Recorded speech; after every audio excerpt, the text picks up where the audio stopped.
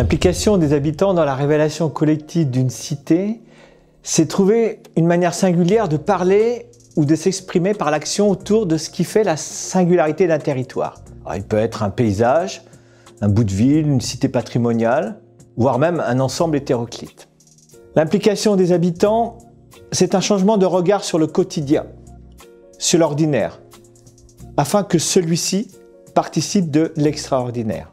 Impliquer les habitants et les personnes, c'est leur redonner une légitimité pour parler du lieu dans lequel ils vivent et sont en mesure d'en transmettre les valeurs et le génie. Alors cela consiste à faire appel à l'émotionnel, à l'instant vécu.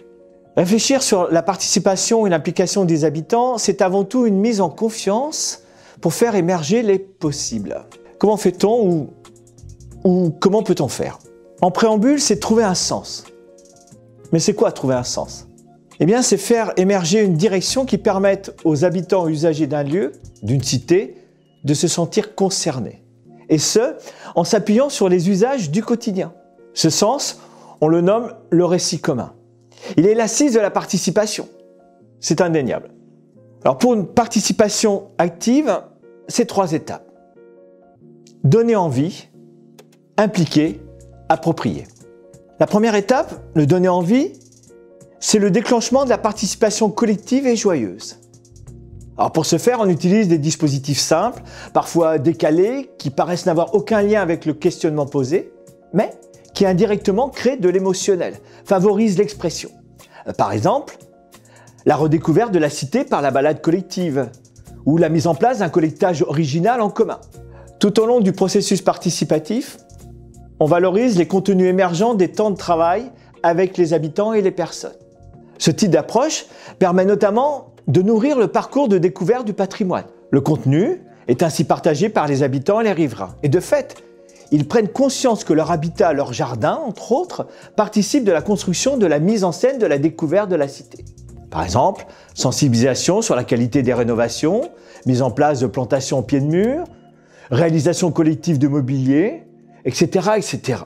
Dans ce sens, on accompagne les porteurs de projets. On fait en sorte que leur maison raconte à leur manière quelque chose qui participe du récit commun et de la révélation. Et là, la participation a une autre saveur. Deuxième étape, l'implication est favorisée par l'expérimentation. On part des premiers leviers identifiés dans le cadre du sens à donner, le récit commun, et on suggère d'inventer des temps d'expérimentation. C'est une manière différente d'approcher et de partager le projet. Mais surtout, on essaie, on évalue, et là, on détecte les personnes, souvent insoupçonnées, qui peuvent être motrices, justement, de cette révélation. Enfin, la troisième phase de la participation, l'appropriation.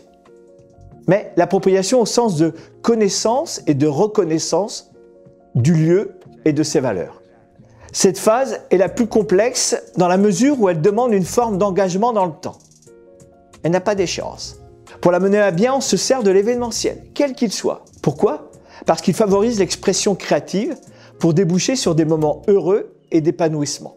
Et ces moments heureux et d'épanouissement, eh bien, scandent le rythme de la vie de la cité. Ainsi, un habitant est au cœur du récit. C'est cette phase qui construit des habitants ambassadeurs.